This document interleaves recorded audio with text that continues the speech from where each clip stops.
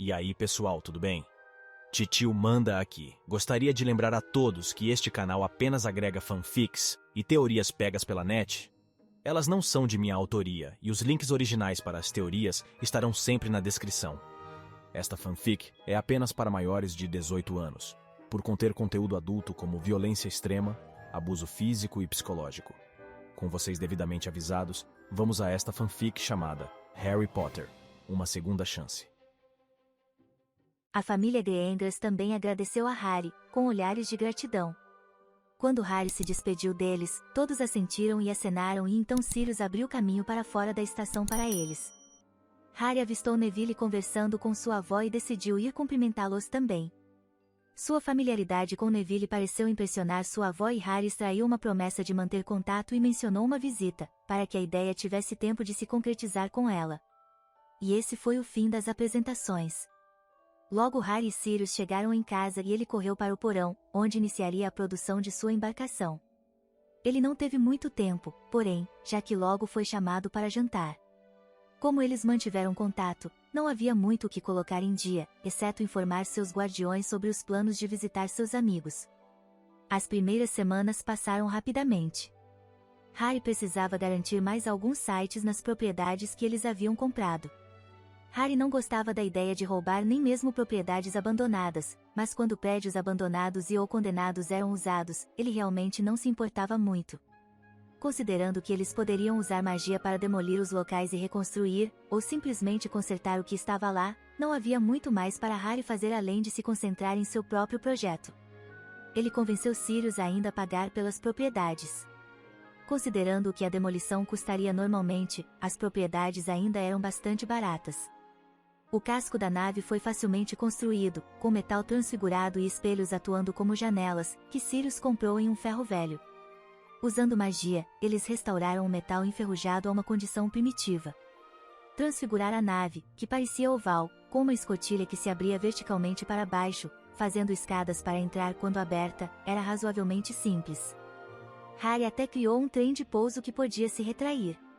A parte difícil foi controlar tudo com magia. Claro, ele poderia fazer tudo magicamente, mas ele queria que outra pessoa pudesse fazer isso usando os sistemas de controle que ele construiu para isso um dia. Fazer as exibições ilusórias para mostrar o exterior da nave também foi simples. Isso permitiria que eles vissem quando as coisas funcionavam e não funcionavam.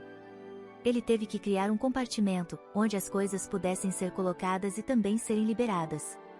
Seu maior problema era fazer um traje para sair da nave. A criação de um sistema de escotilha interna que permitiria que alguém saísse da nave sem expô-la ao vácuo do espaço seria feita transfigurando o metal extra ao redor da pessoa. Realmente não seria uma missão de um homem só, uma vez no espaço, especificamente porque eles ainda não sabiam como a magia funcionaria no espaço. Portanto, ele precisava fazer de sua primeira missão ao espaço uma missão exploratória, onde pudesse testar coisas que precisaria ser capaz de fazer para completar a próxima parte de sua missão. O que acontece com feitiços de baixa potência? Que tipos de feitiços são afetados, se houver? Qual é a velocidade máxima que ele poderia alcançar no espaço? Todas essas perguntas e muito mais foram para uma lista. Harry decidiu ter uma discussão com Hermione sobre isso mais tarde, para que ele pudesse fazer uso de seu intelecto. As chances eram de que ela já tivesse uma lista. Quando ele completou a espaçonave e resolveu a maioria dos problemas que encontrou, 3 semanas se passaram. A ajuda de Hermione foi inestimável, já que ela aparentemente tinha uma lista de coisas para checar com ele. A garota parecia desesperada para garantir que ele não fosse morto. Ele resolveu fazer algo bom para ela em recompensa. Por enquanto, porém, ele estava se preparando para o primeiro voo ao espaço. Algumas pessoas quiseram estar lá e insistiram em serem contatadas. A lista incluía todo o grupo de estudo, alguns de seus pais, os chefes das casas de Hogwarts, especialmente Flitwick McGonagall, e Pop Pomfrey, caso algo desse errado. Hoje ficaria furioso se não a convidasse também. O voo normal já havia sido testado e Harry se divertiu voando em seu novo OVNI à noite em torno de Roswell e assustando alguns dos crentes locais. Ele ficou visível por apenas alguns minutos, iluminando a nave, para que parecesse o que eles esperavam, e voou erraticamente, antes de fazer parecer que estava fazendo um pouso forçado e desaparecendo novamente. Eles ainda não tinham visto o relatório em nenhum dos tabloides, o que foi decepcionante, mas Sirius e Remus se divertiram muito em seus assentos enquanto Harry os movia enquanto um feitiço de monitoramento mostrava a reação ilusória dos moradores que estavam olhando para cima. Eles boquiabertos. No dia do primeiro voo espacial, os convidados começaram a chegar. A primeira foi Pop, pois ela havia decidido vir na noite anterior, não confiando em Harry para impedir que seu entusiasmo o fizesse partir mais cedo. McGonagall apareceu cedo na manhã do teste, junto com Flitwick e os outros funcionários de Hogwarts, que haviam sido convidados, e os outros convidados começaram a chegar por volta das 9 horas, já que o teste deveria começar às 11 horas, ou 5 horas no Texas. Tempo, onde Harry estaria decolando, não que ninguém além dele soubesse disso. Severus Snape e Sirius Black se ignoraram completamente, mas Remus foi amigável o suficiente para recebê-lo e agradecê-lo pelo apoio que estava dando a Harry na escola.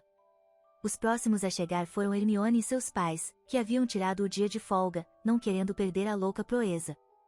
Hermione estava secretamente muito feliz por eles terem decidido vir, já que, se Harry fosse bem-sucedido, eles estariam mais inclinados a permitir que ela se juntasse a ele no dia em que ele fosse à lua. Em seguida, a família Patil apareceu, com as gêmeas Patil abraçando Harry em saudação, sentindo-se excluídas quando Daphne e Pâncio fizeram na estação de trem. Lord e Lady Patil pareciam céticos sobre as chances de sucesso de Harry, mas queriam mostrar seu apoio ao jovem inteligente, já que ele era obviamente importante para suas filhas. As ditas filhas acreditavam completamente que ele teria sucesso, no entanto. Em seguida foram Daphne e sua mãe. Ambos pareciam entusiasmados com a ideia de uma viagem espacial. Harry realmente não se importava que os pais soubessem. Daphne deve ter falado sobre isso por um tempo, assim que chegaram em casa. Lord Greengrass enviou suas desculpas por não poder acompanhá-los. Ele tinha outros planos para o dia. Pansy seguiu logo depois, acompanhada por sua mãe. Seu pai aparentemente estava ocupado com a mesma coisa que Lord Greengrass. Fay Dunbar veio junto com Lavender Brown e sua mãe. Eles haviam dormido desde que os pais de Fay estavam ocupados com seus trabalhos diários. Amélia Bones era chefe do DMLE e normalmente não podia tirar uma folga, mas ela estava interessada no que Black e Lupin estavam fazendo com a Marauders Inc., então ela abriu uma exceção e ela e sua sobrinha foram os próximos a chegar. O fato de ela querer ver o projeto no qual o menino Black estava trabalhando o ano todo e a empolgação que Susan demonstrou só a deixou mais curiosa. Neville foi o último a chegar, com sua excêntrica avó. Ela não acreditava no que Neville havia dito a ela e estava fazendo perguntas sobre por que as pessoas mentiam para o menino.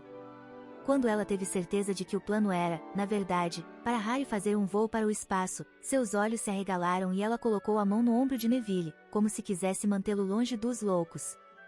Eles ainda a convenceram a ir com eles, mas ela se recusou a sair do lado de Neville.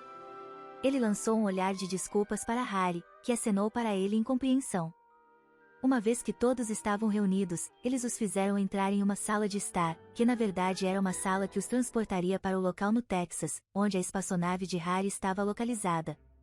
Depois que todos tomaram chá e discutiram o que estava para acontecer, eles saíram da sala por outra porta, que só apareceria se a sala fosse em outro local. Essa foi uma das sugestões de Remus, que funcionou muito bem. Onde estamos? Amélia Bones perguntou, notando que de repente estava escuro lá fora. A umidade e o cheiro do ar também haviam mudado. Estamos em locação no Texas. Remo disse. Existem razões, incluindo manter tudo isso em segredo. São cerca de 5 da manhã aqui. Você nos transportou através do lago, sem nos dizer?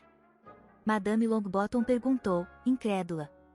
Foi feito dessa forma para manter o método de nosso transporte e a localização de nosso local de teste em segredo.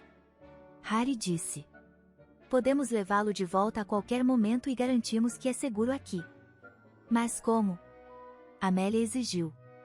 Segredo comercial, receio. Harry sorriu. Ele quer dizer magia familiar, tia Amélia. Susan disse, revirando os olhos para o sorriso arrogante de Harry. Ele usa a mesma desculpa todas as vezes. Pessoalmente, acho que eles reivindicam qualquer avanço que fazem como magia familiar, já que não podemos perguntar sobre isso pela tradição Pureblood. Pelo que sabemos, acabamos de passar por um portal mágico e não sabia. Os outros convidados ficaram pensativos depois disso e olharam para o quarto, que era anexo a uma casa razoavelmente pequena. Sua estimativa pode estar correta pelo que eles poderiam dizer. Os convidados seguiram Harry até a nave. Flitwick estava pulando de excitação depois de escanear toda a magia em evidência na nave e fazer perguntas que ninguém mais teria pensado ou saberia fazer. Harry tentou ser paciente, mas queria evitar o nascer do sol, que não estava muito longe, então acabou tendo que interromper Flitwick no meio da pergunta enquanto ele continuava a divagar sobre o que havia aprendido. Eles logo foram conduzidos a uma sala de controle, onde duas grandes imagens apareceram. Um do interior da embarcação e outro mostrando a visão frontal. Eles observaram enquanto Harry entrava no interior bastante espaçoso do pequena nave e se sentava no assento do capitão, afivelando-se com as muitas tiras. Na verdade, havia apenas um assento com acesso aos controles de voo e ele estava sentado nele. Havia mais assentos dispostos ao redor dele, mas eram apenas sofás e coisas que haviam grudado no chão para não voarem. Você pode me ouvir? Harry perguntou. Alto e claro, Harry. Remo disse. Ele agora era apenas um espectador, como o resto, mas eles tentariam manter contato enquanto pudessem.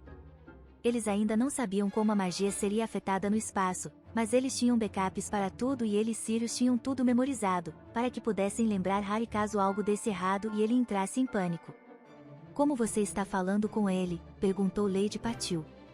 Amélia parecia interessada também. Esta seria uma ferramenta muito útil para seu povo. Família mágica. Sirius disse, fazendo-a concordar e aceitar a declaração sem mais perguntas. Amélia ficou desapontada, mas já esperava. Parecia que a família Black tinha uma magia interessante. Não sabemos quanto tempo poderemos manter contato, quando eu me afastar, mas nossa estimativa atual indica que você deve manter contato até pelo menos 12.000 quilômetros, no mínimo. Harry disse. Era o diâmetro do planeta e eles já haviam conseguido fazer isso antes, sem problemas. Essa também é a distância mínima que estamos planejando para hoje, mas vou tentar alcançar o dobro disso, se pudermos manter a comunicação. Quanto tempo você acha que vai demorar? Hermione perguntou. Depende de como a magia é afetada no espaço. Harry disse. Na pior das hipóteses, algumas horas. Na melhor das hipóteses, não temos ideia, mas espero 20 minutos. Se minha aceleração for afetada pela falta de gravidade no espaço, devo ser capaz de ir muitas vezes mais rápido. Lá fora como dentro da atmosfera. Não deveria ser o mesmo, já que você tem aquela magia anti-fricção para explicar o movimento do ar. Osh perguntou. Ela estava fazendo perguntas sobre como as vassouras funcionavam, afinal. A magia de fricção apenas impede que o ar toque o voador, mas as proteções ainda criam arrasto contra o ar, caso contrário não haveria limite superior para a velocidade que poderia ser alcançada. A atmosfera termina cerca de 100 km acima do planeta, que deve levar apenas alguns minutos para chegar, mas a gravidade do planeta ainda adiciona arrasto a qualquer movimento e isso vai além. Harry disse. Assim que eu escapar da atração gravitacional do planeta, suspeito que isso afetará o quanto posso ou não acelerar também. Eles observaram enquanto ele fechava e selava a escotilha com magia, transfigurando-a para ser perfeita. Em seguida, reforçou a estrutura ao redor da escotilha, já que era o ponto mais fraco da nave. Ele precisava usar sua varinha para realizar as ações, mas não havia aprendido as palavras para os feitiços, já que praticava a maioria das magias sem varinha e não verbal nos dias de hoje. Ele resmungou baixinho, sabendo que eles não poderiam ouvir isso, e esperava que servisse para esconder seus talentos. Ok, estou pronto para ir. Harry disse, enquanto se levantava lentamente e os espectadores viam a vista da frente da nave subindo. Eles não notaram o trem de pouso sendo recolhido e Harry também não mencionou isso. Remus e Sirius sabiam que ele estava fazendo isso de propósito, mas esperaram que ele desse tudo certo para reconhecer que havia feito isso. Todos os sistemas estão prontos e estou decolando.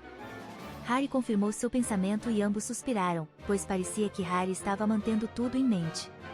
Ele também deveria ter ativado a desilusão naquele momento.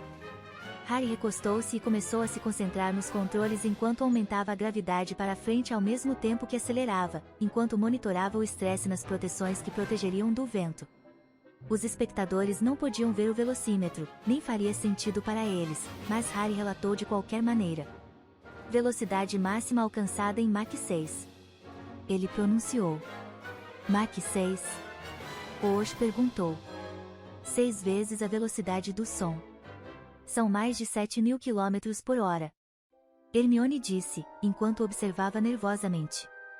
Tão rápido, exclamou Snape. O menino era louco. E se a magia falhar quando ele estiver muito alto? Ele tem uma chave de portal de emergência. Sirius disse, de repente não se importando com quem ele estava falando. Ele também estava nervoso. Continua no próximo episódio. Lembrando que o link para o criador da fanfic estará sempre na descrição. Se gostou, deixe um like, pois me incentiva a continuar postando cada vez mais. Lembrando que, embora a fanfic não seja de minha autoria, ainda dá muito trabalho para transcrever e editar. Quem puder, por favor, passe lá no site do criador da fanfic e deem uma força para ele, pois ele merece. Muitos beijos para vocês e até o próximo episódio.